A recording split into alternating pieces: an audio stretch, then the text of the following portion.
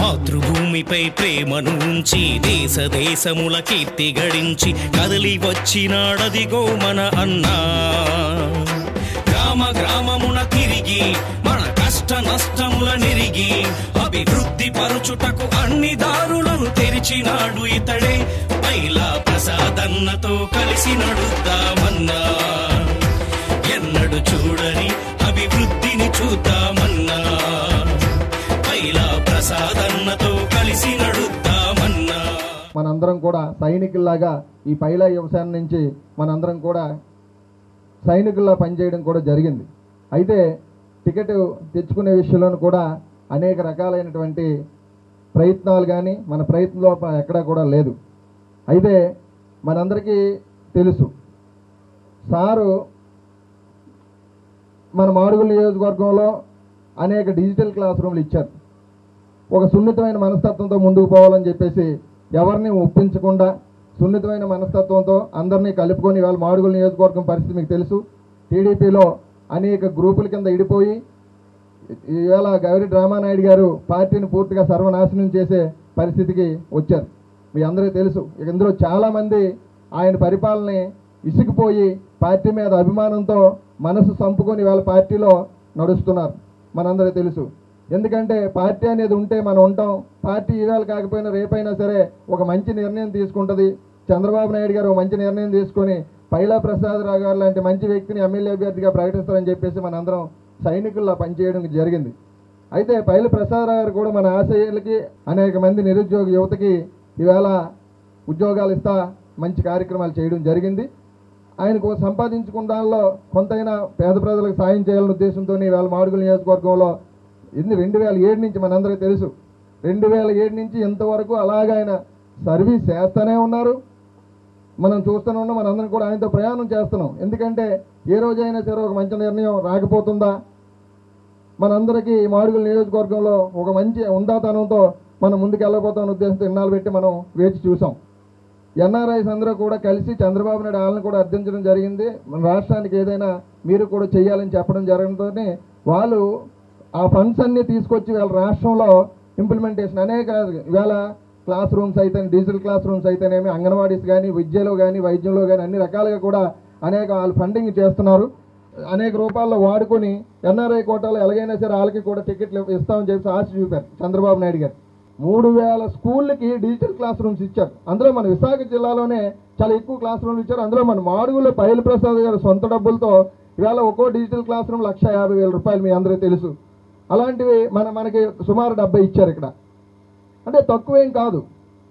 అలాగే రైతులందరూ చాలా ఇబ్బందులు పడుతుంటే రైతులందరికీ విత్తనాలు రైతు ఇంటికి వెళ్ళేటట్టు ఇవాళ ఆయన కార్యక్రమాలు చేశారు. ఇలా ఎవరు పిలిచినా సరే ఏ కార్యక్రమం పిలిచినా సరే ఆదుకోవడం అనేది జరుగుతుంది.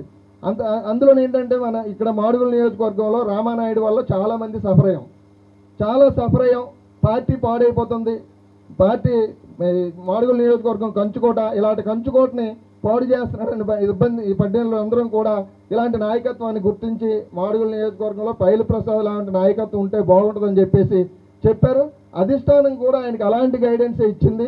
ఎక్కడా కూడా డిస్టర్బెన్స్ లేకుండా నియోజకవర్గంలో మీ పని మీరు చేసుకోండి అని చెప్పేసి అధిష్టానం చెప్పడం జరిగింది. చివరికి ఎంత ఇదంటే తన సొంత వ్యాపారాలను పక్కన పెట్టి వాళ్ళు 2 సంవత్సరాల నుంచి నియోజకవర్గంలో ఆయన అనుపరగన పోరాటం చేస్తున్నాడు, సర్వీస్ చేస్తున్నాడు. అధికారంలో ఉన్నోడు ఇవాళ ఏదో చేయడం గొప్ప విషయం కాదు. ఇవాళ సొంత డబ్బులు ఖర్చు పెట్టుకొని ఈరోజు ఆయన సర్వీస్ చేయడం చాలా గొప్ప విషయం. ఇది అందరూ కూడా మర్చిపోకూడదు. ఇలా జరుగుతుంటే ఇప్పుడు పార్టీని వీడాలా లేకపోతే ఉండాలా? మాకు చాలా ఫోన్ కాల్స్ వస్తున్నాయి. అలాగే పైల ప్రసాదరావు గారు కూడా చాలా ఫోన్ కాల్స్ రావడం అంటే జరిగింది.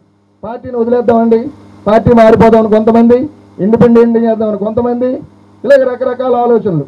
మనకు అన్యాయం చేసింది కానీ మనం పార్టీని అన్యాయం చేద్దామండి, రామానాయుడు ఓడిస్తేనే కానీ మన భవిష్యత్తు లేదండి, ఇలాగ అనేక రకాలైనటువంటి ఫోన్ కాల్స్ రావడం, చాలా ఉద్వేగానికి గురవడం అందరూ చాలా జరిగింది. అందువల్ల ఏంటంటే ఈరోజు మనందరం ఇక్కడ ఉన్నాం. మనందరి బాధ ఒకటే. ఇవాళ మీరు వచ్చారంటే గ్రామాల్లో అక్కడ ఉన్నటువంటి బాధల్ని మీరు చూసి, మీరు వచ్చారంటే ఒక్కొక్క గ్రామాన్ని అక్కడ ఉన్న బాధలు, పార్టీ పడుతున్న కష్టాలు ఇవన్నీ మీరు చూసి వచ్చారు ఇక్కడికి. ఏదో రకంగా ఒక నిర్ణయం తీసుకుందాం, మీ నిర్ణయాలన్నీ తీసుకుందాం. మీ నిర్ణయాలన్నింటి మేరకు ఆయన కట్టుబడి ఉంటాడు. మీరు నీటిలో దూకమంది నీతిలో దూకుతారు, నూతిలో దూకమంది నూతిలో దూకుతారు. దేనికైనా సిద్ధంగా ఉన్నాడు ఆయన. మీ అభిప్రాయాలన్నీ తెలియజేసుకొని ఈరోజు ఇంకోటి కూడా చెప్తున్నాను, ఇక్కడ మీటింగ్ పెట్టామని తెలియగానే ఇక్కడ మీటింగ్ 4 మండలాల కార్యకర్తలు పైలా యువసేన ఇక్కడ కూర్చుందని తెలియగానే గుండెల్లో రైలు పరిగెడుతున్నాయి. ఒకరికి చెప్తున్నాను నేను. ఏమి అనాలిసిస్ అండి? వెనకాతలు ఒక నాయకుడు వెనకాల తిరుగుతున్నాం అంటే ఇది మంచా, ఇది చెడా? మేము రామానాయుడు వెనకాతలు ఉన్నంత కాలం మేము చెప్పాం, టీడీపీ పార్టీ అనేది తెలుగువాడి ఆత్మగౌరవం దెబ్బతింటే దాని మీద పుట్టిన పార్టీ. తెలుగువాడి ఆత్మగౌరవం ఢిల్లీలో తాకట్టు పెట్టారని చెప్పి దాని మీద నందమూరి తారక రామారావు గారు ఇది కరెక్ట్ కాదని చెప్పి స్థాపించినటువంటి పార్టీ ఇది. ఆత్మగౌరవం దెబ్బతిన్నదని ఒకే ఒక పాయింట్ మీద పుట్టిన పార్టీ. అలాంటి పార్టీని రామానాయుడు గారి చేతిలో పెడితే ఆడు ఆత్మగౌరవాన్ని దెబ్బతీస్తాడు.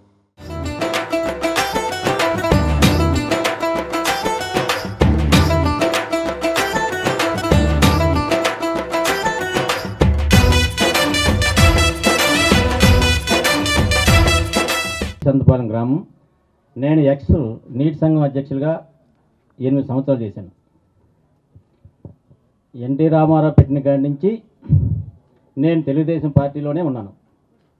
అలాగే మనం ఏమి సముద్రం మధ్యలో ఉండిపోయాం. మనం కరెక్ట్గా ఎటు వెళ్ళాలో తెలియని పరిస్థితులు ఉన్నాం. పార్టీ మీద నమ్మకం ఉంది, అభిమానం ఉంది మనకి.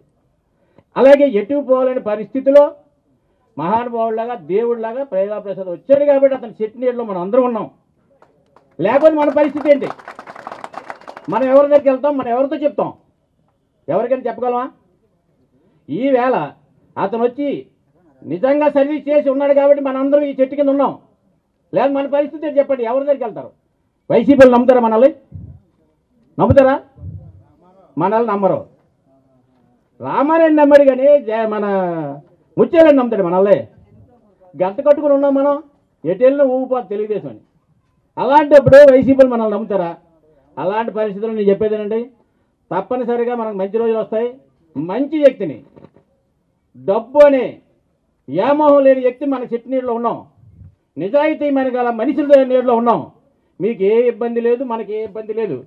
దయచేసి అతను సముద్రంలో దూకమంటే సముద్రంలో దూకుతాం, నూతిలో దూకమంటే నూతిలో దూకుతాం, బురదలో దూకమంటే బురదలో దూకుతాం. మనకి ఏ ఇబ్బంది లేదు. అతను ఏ నిర్ణయం తీసుకొని రామానాయుడికి చెయ్యాలంటే అతనికి సంబంధం లేదు. మనకి ప్రసాద్ గారు చెప్తేనే చేస్తాం, ఓడించమంటే ఓడిస్తాం. అతను చెప్తేనే మనం చేస్తాం. అది పైలాసేన తాలూకా ఉద్దేశం, శక్తి, యువశక్తి. అదే మన ధ్యేయం. నిర్ణయం తీసుకున్న తర్వాత పరిస్థితులు చాలా మార్పులు చకచక మారి ఈరోజు మీటింగ్ చాలా భారీ ఎత్తున అవుతుందని తెలియగానే సీఎం గారు డైరెక్ట్గా ఆయన ఫోన్ చేయడం, ఈ మీటింగ్కి ఆయన రావాలి అని చెప్పేసి చెప్తున్నారు. అందువల్ల ఆయన ఇప్పుడు అమరావతిలో ఉన్నారు. అందువల్ల అమరావతి నుంచి వాళ్ళు డైరెక్ట్గా మాట్లాడతారు. ఆయన మాటలు ఆయన ద్వారాగా మీరు వినాలి. అందరూ కూడా 3 సార్లు ఉత్తేజం కోసం, మన నాయకుడి కోసం పైలా ప్రసాద్ గారి నాయకత్వం, పైలా ప్రసాద్ గారి నాయకత్వం, పైలా ప్రసాద్ గారి నాయకత్వం. తెలుగుదేశం అభిమానులందరికీ నా హృదయపూర్వక నమస్కారాలు. ఇక ఈరోజు హుటాహుటిన నాకు ఉదయం 11 గంటల నుంచి కొన్ని డెవలప్మెంట్స్ జరిగి నన్ను హుటాహుటిన ఇక్కడ విజయవాడ రమ్మని చెప్పడం, పోవడం, దానికి నేను ఇమీడియట్ గా రావడం జరిగింది. ఇక్కడ వ్యక్తులతో మాట్లాడుతూ ఉన్నాం. ఇప్పటికైనా మన తెలుగుదేశం పార్టీ చంద్రబాబు నాయుడు గారు ఒక మంచి నిర్ణయం తీసుకుంటారని ఒక ఆశతో ఈ ప్రయత్నం జరుగుతూ ఉంది. అందువల్ల ఏంటంటే ఇక్కడ ముఖ్యంగా మీ తెలుగుదేశం పార్టీ కార్యకర్తలకు, అదేవిధంగా పైలా అభిమానులకి నేను ముఖ్యంగా కోరేది ఏంటంటే, మీరు రానున్న రోజుల్లో మీ గ్రామాల్లోకి వెళ్ళి ఇంకా చైతన్యం తీసుకొచ్చి, పైలా అభిమానులకి, అదేవిధంగా తెలుగుదేశం కాదు ఇంకా చైతన్యం తీసుకొచ్చి, ఇంకా మనకున్ని అవకాశాలు ఇంకా ఉన్నాయి, ఆ అవకాశాలు ఇంకా మనం అందిపుచ్చుకోవాలని చెప్పేసి కోరుకుంటూ, నేను ఇప్పటి వరకు మీరు మీ రోజుల్లో కార్యాచరణ ఏం చేస్తే బాగుంటుందని చెప్పేసి చెప్పారని నేను అనుకుంటా ఉన్నాను. మన కార్యాచరణ ఏంటనేది చెప్తాం. అందువల్ల ఏంటంటే మీరు ఎటువంటి ఇది ప్రలోభాలకి లోను కావద్దు. మీ పైలా ప్రసాద్ అన్న మీ వెంట ఉంటాడు, కష్టాలని నష్టాలను చూసుకోవడానికి ఉంటాడు. అందువల్ల ఏంటంటే మీరు ఎటువంటి ప్రలోభాలకి ఒత్తిళ్ళకి లోను కాకుండా రానున్న రోజుల్లో మీ వెనకాల నేను ఉంటా అని చెప్పేసి ఈరోజు ఈ సభాముఖంగా తెలియజేస్తా ఉన్నాను. నేను నా వంతు సహకరించి నేను మీది ఏ నిర్ణయం అయితే చెప్తారో ఆ నిర్ణయానికి కట్టుబడి ఉండి మనందరం కట్టుబడి ఉండి మనం పని చేద్దాం. ఇదే కోటపాడు గ్రామంలో కూడా నేను పాంప్లెట్స్ పట్టుకొని వచ్చాను. ఈ పాంప్లెట్స్ పట్టుకొని వచ్చినప్పుడు ప్రతి ఒక్క పాన్ షాప్ దగ్గర కూడా నేను చూశాను, ప్రతి ప్రజల్లోనూ కూడా చూశాను, పంచాయతీ ఆఫీస్ దగ్గర కానీ ప్రతి ఒక్క ప్రాంతంలో కూడా ప్రతి ఒక్కరు కూడా నేను అంటిస్తే ఎక్కడ గొడవ అవుతా అని చెప్పేసి 4 అడుగులు అనుకుంటే నా వెనకాల ఎక్కడ గ్రామంలో ఉండేటటువంటి ప్రజలే నాకు వెన్నుదన్నుగా నిలబడి ప్రతి చోట కూడా దగ్గరుండి అంటించుకోవడం, ప్రసాద్ గారికి ఎదురు లేదని చెప్పేసి ఆ రోజు భరోసా ఇవ్వడం జరిగింది. అంటే ఆ రోజే నేను గమనించాను ప్రసాద్ గారికి ఇక్కడే ఇంతమంది అభిమానులు ఉన్నారా అని. 4 మండలాల్లోనూ కూడా నేను సర్వే చేస్తే మరి ఈరోజు చంద్రబాబు నాయుడు గారు సర్వే చేశారు, అలాగే అతనిలో ఉండేటువంటి నాయకులు లీడర్లు ఎందరో సర్వే చేశారు. కానీ సర్వే చేసిన ప్రతి ఒక్కడు కూడా ప్రలోభాలకు లోబడి సర్వే చేసి ఉండొచ్చేమో, నాకైతే తెలియదు. కానీ నిజాయితీగానే ఆ రోజు నేను సర్వే చేశాను. ఆ రోజు 2.5 సంవత్సరాల క్రితమే ఈ మాడుగుల నియోజకవర్గంలో ఒక అభ్యర్థి గెలిపోయి ఇలా ప్రసాదరావు గారు అని చెప్పేసి ఆ రోజు నేను ఖచ్చితంగా బల్ల కొద్ది మరీ చెప్తున్నాను. అంతటి మెజార్టీ 2 సంవత్సరాల క్రితం సంపాదించిన వ్యక్తి ఈరోజు టికెట్ విషయంలో మరి ప్రలోభాలకు లోబడో లేకపోతే అధిష్టానం డబ్బుకు లొంగో ఈరోజు టికెట్ ఇవ్వకపోతే మాత్రం ఒక మంచి అభ్యర్థిని కోల్పోయే పరిస్థితి ఖచ్చితంగా ఎదురవుతుంది. మంది మధ్యలో ఎంత ధైర్యంగా రొమ్మ విరుచుకొని ధైర్యంగా మాట్లాడుతున్నానంటే దానికి కారణం పైలా ప్రసాద్ అని గట్టిగా చెప్పగలుగుతున్నాను. ఈ భరోసా మీ అందరిలో ఉంటే ప్రతి గ్రామంలోనూ నేను పైలా ప్రసాదరావు మనిషిని, తెలుగుదేశం తరఫున పైలా ప్రసాదరావుని గెలిపించుకునే సత్తా అవసరమైతే ఇండిపెండెంట్గా అయినా సరే నిలబెట్టి గెలిపించి ఇక్కడ తెలుగుదేశం ఎంత బలంగా ఉందో ఎంత మంచి అభ్యర్థిని మనం నిలబెట్టి గెలిపించుకున్నామో ఆంధ్రప్రదేశ్లో ఉండేటటువంటి ముఖ్యమంత్రి సహా ప్రతి ఒక్కరూ తలదించుకునేలా మనం ఇంతకు మించిన వేగంతో వెళ్ళాలని నేను అందరినీ కోరుకుంటూ ఈ కార్యక్రమానికి అవకాశం ఇచ్చిన ప్రతి ఒక్కరికి ధన్యవాదాలు తెలుపుకుంటూ సెలవు తీసుకుంటాను. కనీసం వాళ్ళ ఇంట్లో వాళ్ళ అన్నయ్యతో కానీ వాళ్ళ అక్కతో కానీ వాళ్ళ చెల్లితో కానీ వాళ్ళ భార్యతో మరేమో తెలీదు ఓట్లు వేయించుకోలేనటువంటి నాయకుడికి ఈరోజు చంద్రబాబు నాయుడు గారు ఏం చూసి ఆయనకి టికెట్ ఇచ్చారో మరైతే తెలీదు. అయితే ఆయనకి టికెట్ ఇచ్చారంటే అధిష్టానానికి తెలియజెప్పడంలో మన లోపం అయితే అవ్వచ్చు, లేదంటే మరి చంద్రబాబు నాయుడు గారి యొక్క ఆయన అంత తెలివైన కూడా మరి తప్పు ఎందుకు చేశారో మరి నాకైతే అర్థమైతే లేదు. అట తమ్ముడేమో టీడీపీ అట, అంటే వాళ్ళ కుటుంబంలో ఉన్నటువంటి వర్గాన్ని అతను ఆపుకోలేకపోతాడు. కానీ నియోజకవర్గంలో ఉన్న ఇంకో వర్గాన్ని కాదు నేను ఆపుతాడని నేను అడుగుతున్నాను. ఆపలేరు కదా. అయినా ఇన్ని చేసిన ఆయనకి కూడా మరి చంద్రబాబు నాయుడు గారు ఏం చూసి టికెట్ ఇచ్చారని కూడా నేను అడుగుతున్నాను. ఈరోజు ఆ పార్టీ ప్రెసిడెంట్లకు కానీ లేకపోతే జన్మభూమి కమిటీలకు కానీ వాళ్ళందరినీ కొనిచ్చి అమరావతి తీసుకెళ్లారు. ఆ విషయం ఆయన గమనించకుండా ఓడిపోతారని తెలిసి కూడా ఆయనకి ఈరోజు టికెట్ ఇచ్చారు. మరి దాన్ని మనం అందరం ఖండించాలి. దాన్ని అందరినీ మనం ఖండించి నిజంగా మనకు పైలా ప్రసాద్ గారి మీద అభిమానం ఉంటే, నిజంగా ఆయన మనకి సేవలు చేశారని మనం గుర్తించగలిగితే ఆయనకి నామినేషన్కి అందరికీ సహకరించి ఆయన ఎమ్మెల్యేగా చేయడానికి ఇంకొక విషయం కూడా నేను చెప్తున్నాను. గెలిపోవటంలన్నీ ఎవరికైనా సహజం. ఎందుకంటే మనకి ఎంతోమంది ఇప్పుడు మనకు ఒక రామాంజన్ గారు అలాగా మనం గెలవడమే లక్ష్యం. మనం 10,000 మంది తగ్గకుండా నామినేషన్కి తీసుకురావాలి అందరూ కూడా. మాకున్న నాయకులతో ఉన్నట్టు సత్సంబంధాన్ని బట్టి మేము చాలామంది నాయకులు మేము టచ్ చేస్తాం, ఎవరిని కూడా విడిచిపెట్టాం.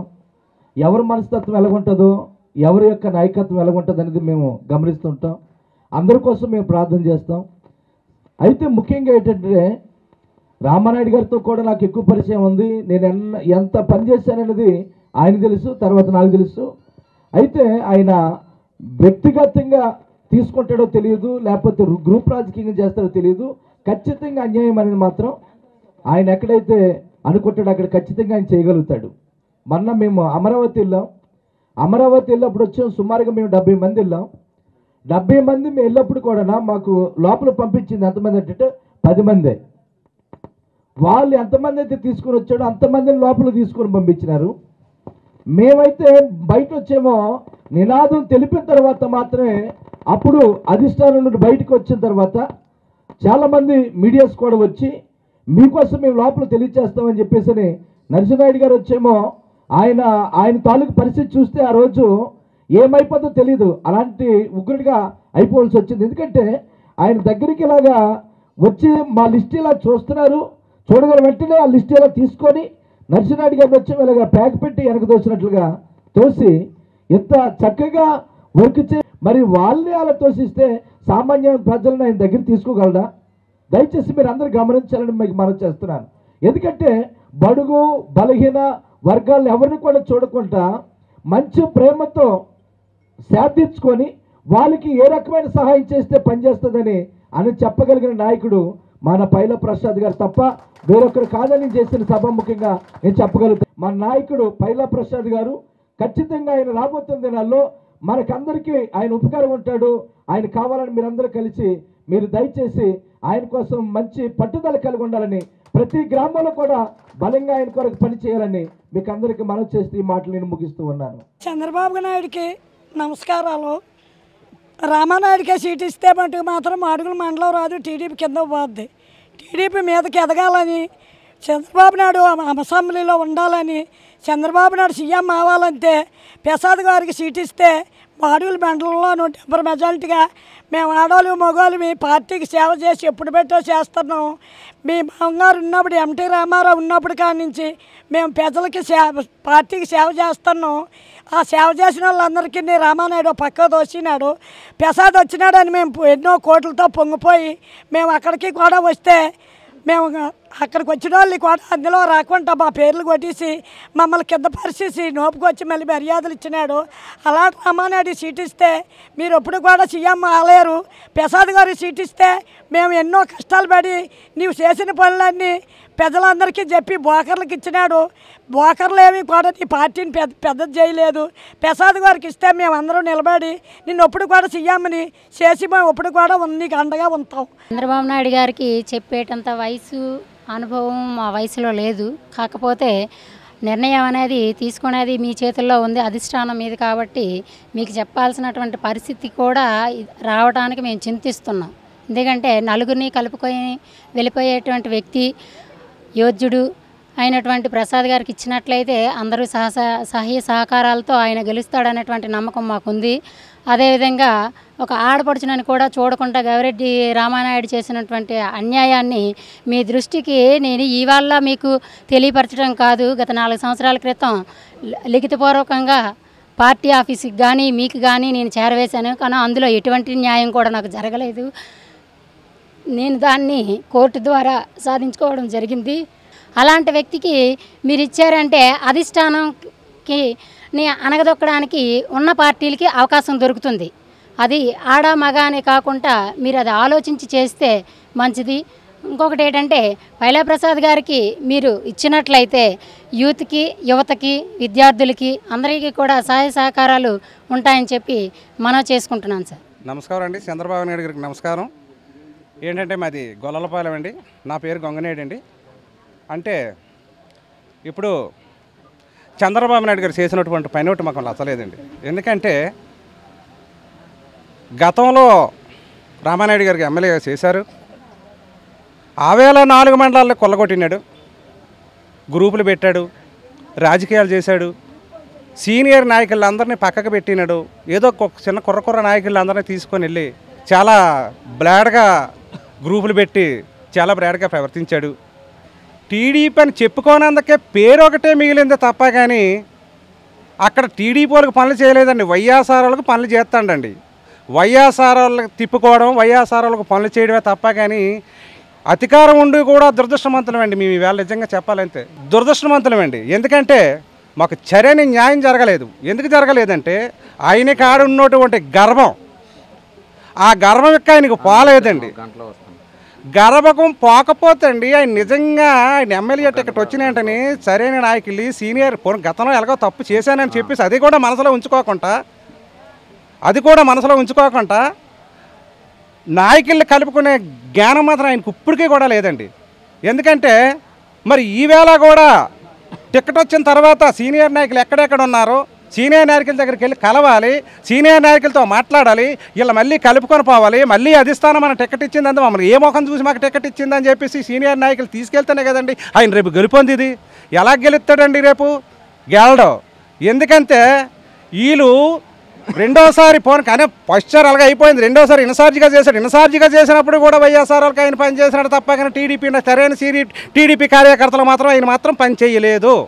దయచేసి పైలా ప్రసాద్కి కానీ టికెట్ ఇస్తే మీరు గ్యారంటీగా బంపర్ మెజారిటీలో గెలిచి మీకు ఇది వస్తారని చెప్పేసి అసెంబ్లీకి పంపిస్తామని చెప్పేసి మేము కోరుతున్నామండి. చీఫ్ మినిస్టర్ గారికి మా ఒక ధన్యవాదాలు. మాడుగుల నియోజకవర్గం తెలుగుదేశానికి కంచుకోట. ఎన్టీ రామారావు గారు 82లో పార్టీ స్థాపించిన కాడి నుంచి నేటి వరకు అందులోనే ఉన్నాం. ఈ రామానాయుడు అనే రావణాసురుడికి టికెట్ ఇవ్వడం వల్ల తెలుగుదేశం పార్టీ ఇక్కడ సంకనాకపోతుంది. అలాగే ప్రెస్ క్యాండిడేట్ పైలా ప్రసాద్ గారికి ప్లస్ క్యాండిడేట్కి టికెట్ ఇస్తే మేము బంపర్ మెజారిటీతో గెలిపించి అసెంబ్లీకి పంపిస్తామని కోరుకుంటున్నాం. అందులో ఇంకా దరిద్రం ఏంటంటే వాళ్ళ అన్నయ్య జనసేన పార్టీ నుంచి పోటీ చేశాడు, తమ్ముడేమో టీడీపీ నుంచి పోటీ చేస్తాడు, అక్కేమో నిన్న జగన్ గారు వైఎస్ఆర్ జాయిన్ అయిపోయింది, మాడుగులో ప్రసారం చేస్తాడు పూడిపుచ్చాడికి. ఇదేం కర్మ అండి, నాకు అర్థం అవ్వలేదు. అన్న ఒక పార్టీ, తమ్ముడు ఒక పార్టీ, అప్పు ఒక పార్టీ, ముగ్గురు అన్ని చేసుకోరుకున్నట్ట. ఇదేంటో నాకు అర్థం అవ్వలేదు. అంటే ఈ అధిష్టానాలకి కళ్ళున్నాయా కళ్ళు లేవో అర్థం కావట్లేదు.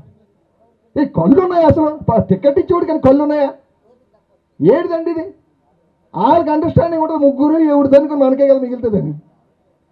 ప్రజల ఎర్లు గొర్రెలు ఎంత అన్యాయం ఏంటంటే వాటిని కూడా తెలియజేయకుండా చంద్రబాబు నాయుడు దగ్గరికి వెళ్ళకుండా చేస్తున్నారు.